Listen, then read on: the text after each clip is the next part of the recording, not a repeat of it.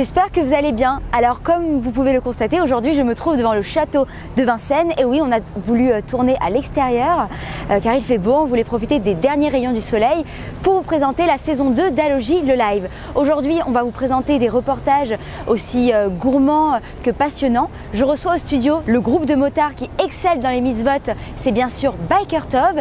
Et ensuite on va parler de cuisine, de bonne cuisine avec le fondateur et le cuisinier du restaurant italien Maestro. Alors suivez-moi au studio et je vous dis à tout de suite.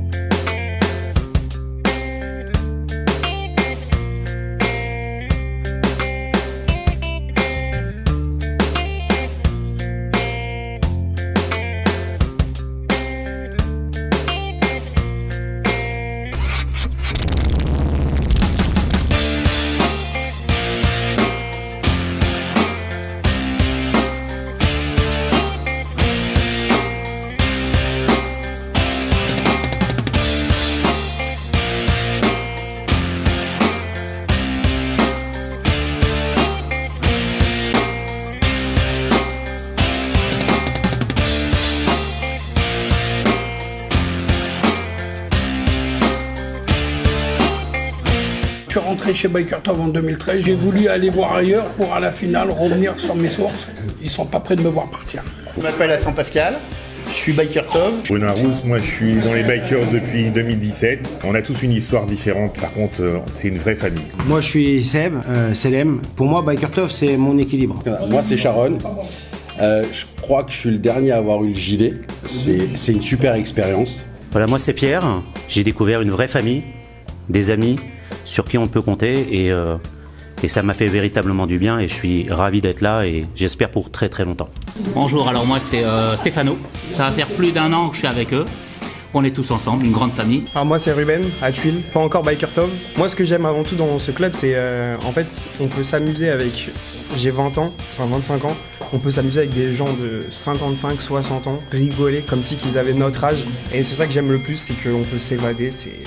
Salut Allogie, alors Rico, plutôt Rico Chopper, attention, très important. Je m'appelle Stéphane, donc je suis Biker Tov depuis 2019. Et les Bikers Tov, je vous avoue aussi.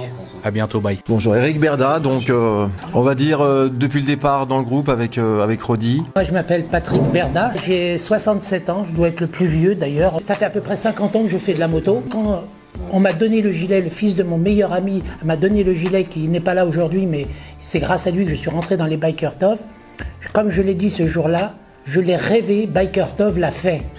Je fais...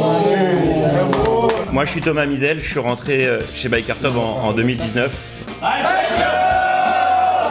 On est très heureux que Allogie puisse faire ce beau reportage. Aujourd'hui c'est une vraie belle rencontre. On se rendez-vous sur le plateau d'Allogie. Allez, tout de suite on va parler moto, Harley Davidson et blouson en cuir, mais aussi mitzvot, car on reçoit dans ce studio les Biker Tov, alias les bikers juifs. Alors comment ça va Rodi, comment ça va Thomas? Merci d'être venu. Écoute, ravi Roman d'être dans les studios d'Allogie aujourd'hui, accompagné du président Rodi Sarfati de Biker Tov. Le leader des Biker Tov. Ouais, moi aussi pareil, bonjour Roman. C'est un moment très important pour nous parce qu'on voit où est arrivé Biker Tov. Après 9 ans de lutte et puis de ce qu'on a pu faire en 9 ans, et on voit comment ça a un peu récolté les fruits de notre travail. Alors c'est ça, Biker Tov est né le 17 juin 2012. Alors racontez-moi, comment est née cette bande de bikers? Alors la bande de bikers est née par au début, j'ai vu un film qui s'appelait Son of Anarchy. Donc j'ai décidé avant je conduisais en 125, j'ai décidé de passer mon permis. Et doucement, doucement, je me suis pris au jeu. Et un jour, j'ai acheté une Harley et j'ai rencontré un monsieur qui s'appelle Marco Saada et qu'on a parlé, etc. Et tout, et il m'a dit, pourquoi tu ne montrais pas un groupe de motos avec ton look, le site, etc. Et tout. Étant Lubavitch, d'obédience, et en ayant les directives du rabbi en moi, c'est-à-dire c'est quoi? D'aller chercher le juif là où il se trouve, même au plus profond d'un endroit, et quel est le mieux d'aller chercher un biker juif qui est loin de la Torah et des mitzvot pour le ramener sur le chemin de la Torah.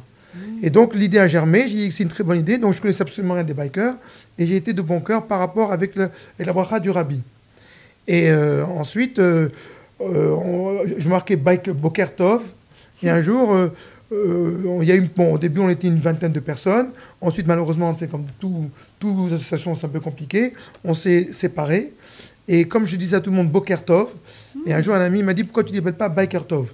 Et comme ça, le 17 juin 2012, est né Biker Tov. Ce qu'il faut savoir une chose aussi, c'est que le mot Tov, en hébreu, ça veut dire bon. Oui. Et la gematria du mot Tov, c'est 17. Correspond exactement au jour où il a été créé. Et on n'a pas fait exprès, c'est devenu Minashamaim. 17-17. Voilà, c'est comme ça que Biker Tov a été créé. Et ensuite, les logos, on cherchait un logo un logo un peu original. Et un jour, il y a eu un monsieur qui est un anesthésiste, qui s'appelait Dr Belaïch, qui est en me voyant, etc. et tout, et qui a décidé donc de faire un logo. Voilà. Donc on voit le tzitzit, il y a les tzitzit, les tfilines et la barbe. Voilà. Et donc ça représente un peu, entre guillemets, un pseudo Lubavitch en Harley. Et il est magnifique ce logo. Voilà. Alors dites-moi, Thomas, Rudy, vous êtes motard depuis toujours ? Bah écoute, moi non, je suis venu un petit peu sur le tard, Roman, à la moto. En fait, j'ai toujours eu des motos petits, cross, etc. Et comme l'a dit Rodi, je pense qu'on a tous eu une petite picouse avec les Sons of Anarchy. Ouais. Et un jour, j'ai croisé au bois de Vincennes les Biker Tov. Et là, ce jour-là, j'ai dit, je veux faire partie de ce groupe. Et donc, j'ai passé mon permis en une semaine à 40 ans en accéléré. J'ai acheté une Harley et j'ai cherché à contacter Biker Tov. Et pour la petite histoire, dans une synagogue, j'ai rencontré une personne qui avait un gilet Biker Tov et qui m'a mis en relation avec Rodi. Et c'est comme ça que voilà, je suis rentré dans le groupe depuis 3 ans. En parlant d'Harley Davidson, c'est cher une Harley ? Où on en a pour tous les prix une Harley. Ça commençait à 12 000 parce qu'ils ont changé un petit peu la gamme. On va dire que maintenant elle commence à 15 ou 16 000 et ça peut aller jusqu'à 40 000 euros. Après, tu as des occasions. Mais c'est pas mal d'acheter une Harley Davidson parce que ça perd pas trop sa cote. Voilà. Ouais, c'est vrai qu'elles sont magnifiques. Alors, vous faites souvent gronder vos moteurs à Paris. On vous entend lors de manifestations. C'est important pour vous d'être présent, d'être sur place ? Oui, c'est important parce que en étant des bikers juifs, on représente donc la communauté juive. Et donc, c'est important d'être présent pour chaque manifestation dont la communauté a besoin. Donc, on a pu faire avec l'aide de Jonathan Béard, qui fait partie des Routes 26. Nous avons pu faire Sarah Halimi. Nous avons aidé avec l'aide du monsieur Madar et l'association qui a ramené des enfants handicapés d'Israël. Nous avons participé avec eux à les rendre joyeux. On a fait aussi des escortes avec les Lubavitch quand ils ont besoin de nous. On fait un peu la sécurité, on en faisait à l'époque. On a réussi, Baruch Hashem, avec l'aide donc, de David Journeau, de Levtov, à sortir un monsieur, entre guillemets, de la rue. Et voilà, on essaie de faire un peu tout pour aider les communautés. Faites de bonnes actions. Bonnes actions, voilà. On essaye d'être présent pour les aider. Ça fait partie de Biker Tov. C'est magnifique. Ouais. Alors, j'imagine, durant toutes ces actions, ces mobilisations, tout ça, il y a dû avoir des moments joyeux et douloureux. Alors, en joyeux, qu'est-ce que Alors, vous en avez... joyeux, c'est ce qui s'est passé récemment. Pour moi, c'était la consécration de Biker Tov. Il y a un Sefer Torah au nom de Biker Tov. Et ça, pour moi, c'est la consécration, ça n'a pas de prix. C'est une personne qui m'a donné cette idée. Et je ne pensais jamais que j'allais réaliser. Et Baruch Hashem, voilà, on est arrivé au bout. Et c'est ma plus grande fierté en tant que Chabad d'avoir un Sefer Torah Biker Tov. Et comme moment douloureux Voilà. Ah. Non, là, ça a été la perte d'un frère très cher qui s'appelait Stéphane Alouche, qui était rentré dans le groupe en 2019, la même semaine que moi. Et on avait suivi le parcours ensemble. Il nous a quittés au mois de janvier cette année. C'était un moment très très difficile pour le groupe. Ça l'est encore aujourd'hui. Il est dans nos cœurs, nos pensées, avec nous sur la route et avec nous dans nos prières, parce qu'on en parlera un petit peu peut-être tout à l'heure, mais on prie beaucoup quand on est Biker Tov, et on prie partout quand on est Biker Tov. Et Rodi, cette année, fait, et tout le groupe avec lui, le Kaddish en mémoire de Stéphane. Voilà. D'accord. Qui était un membre très important du groupe. Comme un frère. Exactement. Alors, en parlant de religion, c'est quoi la part de la religion dans votre groupe ? Moi, je peux en parler avec Rodi, puisque Rodi, je le considère comme un chaliard en moto. C'est pour ça qu'il y a écrit Lou Biker sur son gilet. C'est important. On va dire que lorsqu'on fait un entretien pour entrer dans Biker Tov, on est un petit peu déjà sondé par Rodi au niveau religieux pour savoir un petit peu où on est. On est accepté, ça c'est quelque chose d'important parce que à travers la moto, Rodi ramène des juifs un petit peu au mitzvot et ça on l'a ressenti. Alors, qu'est-ce qu'on fait quand on est Biker Tov? Eh ben, on a dit tout à l'heure, déjà, on a une image quand on porte ce gilet. Et cette image, elle est importante parce que les gens vont nous voir. J'ai souvenir, par exemple, qu'on fait des runs, on est parti un peu partout en France. On en a fait notamment dernièrement à Amsterdam ou à Deauville, ou un peu partout d'ailleurs, même dans le sud de la France. La cache-route est indispensable quand on est Biker Tov. C'est-à-dire qu'on ne peut pas se permettre de faire n'importe quoi. Et c'est très important. Donc, par exemple... Même de rouler Shabbat. De ne pas rouler Shabbat. La base. La base. Évidemment. Voilà, donc c'est quelque chose d'important. Ensuite, on prie. Et là, il y a des anecdotes qui sont un petit peu sympas. On prie partout. Donc, quand on fait des runs, en général, on part à 13h et on remercie nos femmes au passage qui acceptent les longues plages horaires. Ah oui. Parce que voilà, quand on est Biker Tov, on est en fratrie, on est une équipe et on passe d'excellents moments ensemble. Mais quand c'est l'heure de Mincha, on fait Mincha, un Rodi. Donc, vous êtes protégé sur la route. Il faut savoir qu'en parlant d'une petite anecdote aussi, quand un jour on a fait Mincha, on a fait devant l'ambassade des États-Unis et on a été filmé et photographié par la police en civil. Parce qu'imaginez-vous, en plein Concorde, on était en plein Concorde, place à Concorde, il y avait 16 personnes qui répondaient à la Kedusha. Ou bien on a fait ça aussi à Versailles, où on a eu tous les Chinois en train de nous prendre en photo. On doit entendre et voir que vous. Ouais, ça, et c'est que moi, je tiens un honneur, c'est ça, je tiens du rabbi, qu'il faut montrer son judaïsme. Là où on se trouve, on le montre. Voilà, c'est ça notre but. C'est pour ça qu'on a les titres dehors, et c'est pour ça que je veux pas qu'on roule Shabbat, je veux pas qu'on mange kasher. Voilà, il y a des principes, des règles, à ne pas déroger à ces règles-là, de bien se tenir en tant que juif. Bien sûr. Mais on a un niveau d'acceptation. Moi, voilà, je porte pas la kippa aujourd'hui, mais on est accepté par Rodi. Voilà. Alors, il faut savoir que, contrairement à un vrai groupe de bikers, les groupes de bikers, lorsqu'un prospect rentre, c'est-à-dire qu'un nouveau rentre, il est un peu mis à l'écart chaque qu'il fasse ses preuves. Nous, c'est le contraire. Quand un juif rentre, c'est comme à la synagogue. Il est d'abord devant. Et après, si il se comporte bien, eh ben, il restera devant. Mais si je vois qu'il se comporte mal, oui, ou qu'il ne vient pas souvent, eh ben, il recule. Alors, jusqu'à la porte. C'est possible, on en a fait partir. En parlant de critères, donc vous acceptez à peu près tout le monde. Est-ce qu'il y a une tranche d'âge? Alors, il n'y a pas de tranche d'âge. On accepte tout le monde, à partir du moment où il est juif, de père et de mère. Voilà. Surtout de mère. D'accord. Mais il n'y a pas de tranche d'âge. Au contraire, on a failli même prendre Michel Jonas, qui a 74 ans. J'attends qu'il m'appelle. Voilà. On l'a vu à la manifestation, effectivement, voilà, de Sarah Limi. On est aujourd'hui, voilà, on a fait une petite statistique, la tranche d'âge Biker Tov, on est de 21 à 67 ans. Et d'ailleurs, Patrick, quand il en avait parlé, c'est une jeunesse pour lui. Voilà, dérouler sur la Harley. Pardon. Et combien d'adhérents êtes-vous dans le groupe de Biker Tov? Je pense qu'au niveau gilet, on doit être près une 40, 40-50. Et au niveau, si vous voulez, entre ceux qui nous supportent, etc. et tout, sur Internet, etc. et tout, il y a près une centaine. D'accord. Et vous êtes seulement actif en France ou vous roulez aussi dans d'autres pays, alors, en Israël? Alors, on a essayé. Moi, j'ai représenté le Biker Tov. On a fait un run avec les Tzion Riders de Tel Aviv. On a fait un run de Tel Aviv jusqu'à le caveau des patriarches. C'était magique. Et eux, ils sont en admiration devant nous comment nous portons des gilets dans la rue marqués en hébreu. Ils disent comment vous faites. Alors pourtant, eux, qui sont plus enclins à avoir peur, parce qu'il y a quand même du monde autour qui sont des belliqueux, mais nous, ils nous regardent avec fierté. Voilà, vous êtes protégés. Voilà, exactement.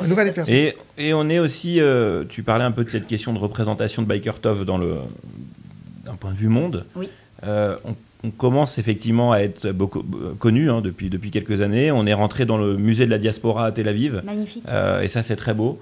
Parce que, comme l'a dit Rodi, de voir des bikers juifs en France rouler avec nos couleurs, porter fièrement nos valeurs, notre religion, les valeurs de partage, les valeurs de fraternité. Voilà, porter fièrement Am Israël, voilà, Am Israël Chai, c'est pas facile de porter ça maintenant en France. D'ailleurs, la devise du club, il est écrit en bas sur notre gilet, je crois que je peux le voir, la romane. Alors je ne sais pas lire hébreu, alors, mais tu vas me dire. dire. Inematov Umanaim Shevetachim Gam Yachad, une chanson que tout le monde connaît. D'accord. Et qui veut dire, si je ne me trompe pas, Rodi, qu'il est bon d'être réunis tous ensemble comme des frères. Exactement, comme il est bon, comme il est doux d'être assis. Voilà, c'est un psaume d'ailleurs. Il me semble que c'est un psaume. Exactement. Aussi. Voilà. Et alors, c'est quoi votre prochaine manifestation, du coup? Alors, nous avons été à Auschwitz, représenté, d'ailleurs on a eu un article sur l'actualité juive, on a représenté un peu, entre guillemets, les bikers juifs ou la communauté juive à Auschwitz. Nous avons fait la route des Maranes. Nous avons été à Belmont, sur la route des Maranes. Une anecdote aussi, c'est que je suis entré dans un magasin qui vendait des articles religieux au Portugal. Et il y avait un chauffard en plastique. Et moi, j'en avais un en vrai. Et donc, j'ai sonné le chauffard. Et tout le monde était réuni, tout le monde était en admiration.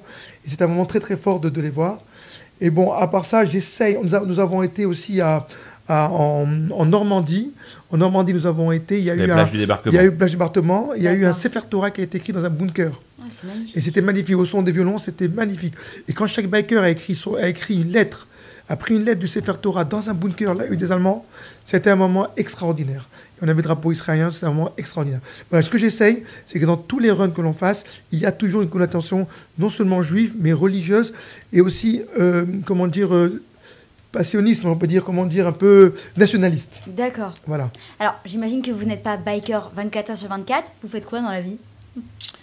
Moi, je suis directeur d'un cabinet de conseil en informatique. Et donc, c'est un univers qui est très différent. Mais voilà, oui, il y a un contraste qui est assez sympa, effectivement. Moi, je suis resté dans le monde de la moto, puisque je suis taxi-moto. Donc, je reste un peu... je conduis pas une Harley. Vous roulez toute voilà, la journée. je roule tout le temps, toute la journée. Et c'est marrant parce que toujours les clients me disent « Ah, je pensais retrouver une Harley. » Et puis voilà, donc je reste, si vous voulez, le côté biker restait imprégné en moi, quoi. C'est magnifique. Voilà. Merci beaucoup, Rudy, Thomas, pour cette interview que vous retrouverez donc prochainement, donc ce dimanche, sur tous nos réseaux sociaux. On va passer aux questions Alogie, voilà, qui sont très importantes pour nous. Alors, on va commencer par vous, Rudy. Ouais. C'est quoi vos 3 destinations en moto? Alors, en moto, nous avons fait, bien sûr, nous avons été en Pologne pour Auschwitz. Ouais. Nous avons été au Portugal pour la route des Maranes. Et on espère... moi, je voudrais faire ma 3e, c'est aller sur la tombe, sur le quai Vert du Rabbi, en Harley, avec le groupe.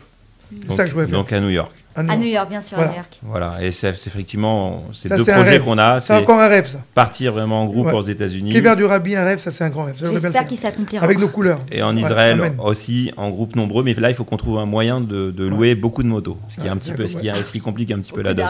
Exactement. Beaucoup d'Harley. Et du coup, Thomas, vos 3, je sais plus si je tutoie ou je vous vois, c'est compliqué. Vas-y, tu peux me tutoyer, pas de souci. Allez, tes 3 restaurants préférés du moment. Écoute, on en a tellement. C'est dur. Bravo, ouais, la communauté, Dieu bénisse, ils sont bons. Ouais. Allez, je vais parler d'un de nos frères aussi, Franck Rief, Nisaya, dans les sushis, Charenton. Très connu. Très connu, excellent. Oui. On a l'ami de Rodi qui s'appelle Guitou, qui est Baba Café, qui fait d'excellents sandwichs tunisiens. Mais tout le monde fait des bons sandwichs, hein, Kifoli, Gabin, on aime bien aussi, évidemment. Et en 3e, allez, je ne donnerai pas, mais je dirais que toute la communauté se débrouille très bien. Ouais, c'est vrai. Voilà. C'est vrai. Allez, peut-être un petit coucou à mon ami en bas de mon bureau, Monteco, allez, rue de Pontieux, qui nous permet de manger cachère tous les jours. Voilà. D'accord, très bien. Merci beaucoup. Merci pour cette interview. Vraiment, merci d'être venu jusqu'ici. Avec grand plaisir, Roman. Merci de nous avoir reçus. Bonne route. Merci. Et plein de belles actions. On espère vous voir prochainement sur toutes les routes de France. Merci beaucoup. À bientôt. Merci. À bientôt. Ecco l'Italia a Parigi. Benvenuti al Maestro Ristorante.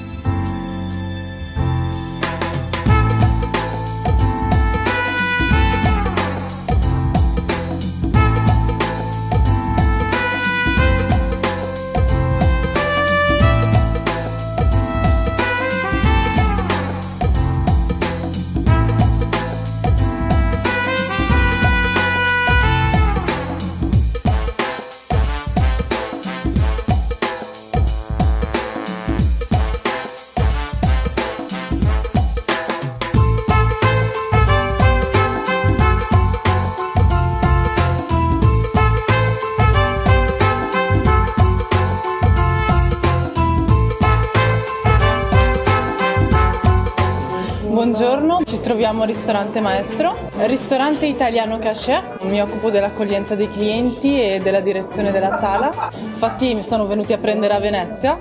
Ciao. Bonjour tout le monde. Alors aujourd'hui dans Allogie le Live, nous mettons à l'honneur l'Italie à travers un nouveau restaurant italien cachère qui s'est installé dans le 17e arrondissement. Alors ça s'appelle Maestro et vous allez voir qu'il porte bien son nom car on va vous faire découvrir une carte incroyablement créative et gourmande proposée dans un cadre authentique et raffiné. Alors nous recevons aujourd'hui sur le plateau Claude Brami, le fondateur, et Lorenzo, le chef du restaurant. Alors bonjour à vous deux, comment allez-vous ? Ben écoutez, très bien, on est content d'être là. Bonjour Lorenzo. Merci d'avoir invité. Buongiorno plutôt. Buongiorno. Alors, je vais d'abord me tourner vers vous, Claude. Alors, comment Maestro est né ? Racontez-nous. Vous allez trouver ça très original et bizarre. Je faisais des courses à quelques mètres de là, à Hypercachère, et je passe devant un restaurant avec des gens attablés qui étaient le patron, son commis et son fils qui ne travaillaient pas. Il était 13h un dimanche. Je dis, mais qu'est-ce qui vous arrive ? Il me dit, on n'a pas de clients, on a un restaurant tunisien, on n'a pas de clients. Je dis, mais ça n'existe plus, le restaurant tunisien. Alors, il me dit, mais les gens, ils ne veulent pas manger, c'est trop gras. Et puis, alors je lui dis, mais écoutez, qu'est-ce que vous faites ? Il me dit, on voudrait vendre. Alors, j'ai fait les courses. Après, je suis revenu. Je lui ai dit, c'est combien ? Il m'a dit, combien ? Je lui ai dit, d'accord. J'ai appelé ma femme, j'ai dit, j'ai acheté un restaurant. Elle me dit, mais t'es fou, à nos âges ? Je lui ai dit, mais c'est vrai, j'ai acheté un restaurant parce que je lui ai dit oui, parce que j'étais très embêté pour lui. Alors, on a un restaurant. On a essayé de le faire joli. Vous avez bien fait. Et j'espère que les gens apprécient. Eh bien oui. Alors, on peut découvrir des spécialités que l'on mange dans différentes régions d'Italie. Alors, ça veut dire que vous connaissez bien l'Italie ? Oui, on aime beaucoup l'Italie. Alors, mon épouse et moi, parce qu'on était des partenaires de 40 ans, d'accord ? Donc oui, on est allé à Milan, on est allé à Venise, on est allé à Gênes, on est allé à Milan, surtout à Rome. Ouais. Maintenant, on a visité la Toscane, on est des Livournais. Donc, comprendre qui veut. Et évidemment,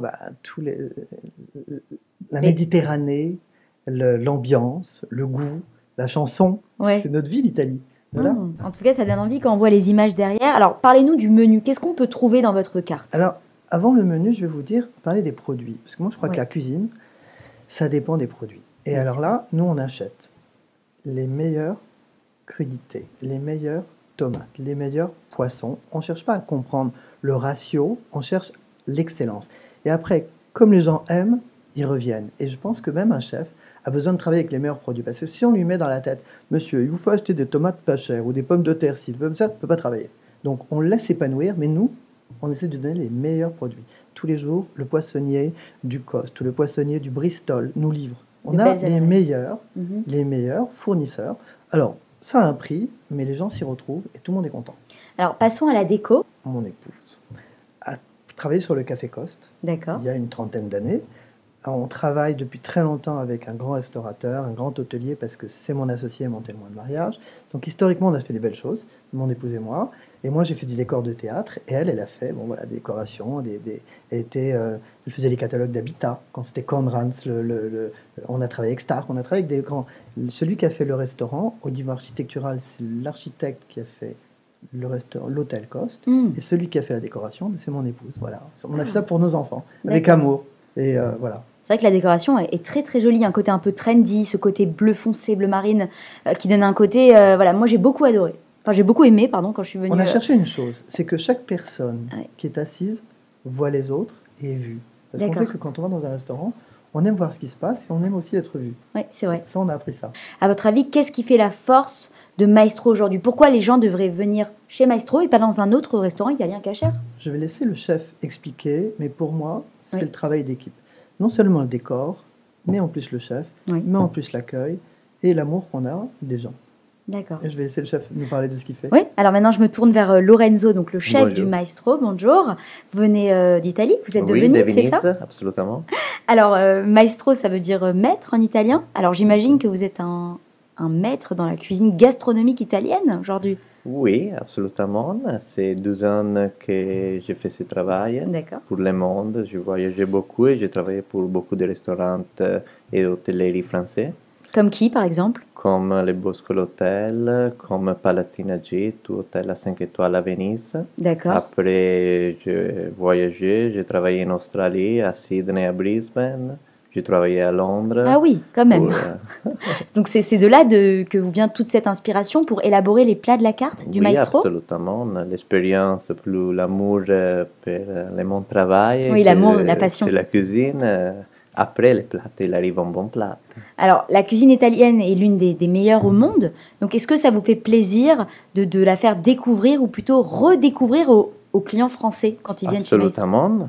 Anche parce que nous achetons dans l'Italie beaucoup de produits italiens, comme la burrata, comme la mozzarella, comme beaucoup de produits qu'après nous allons proposer à notre clientèle française, juive.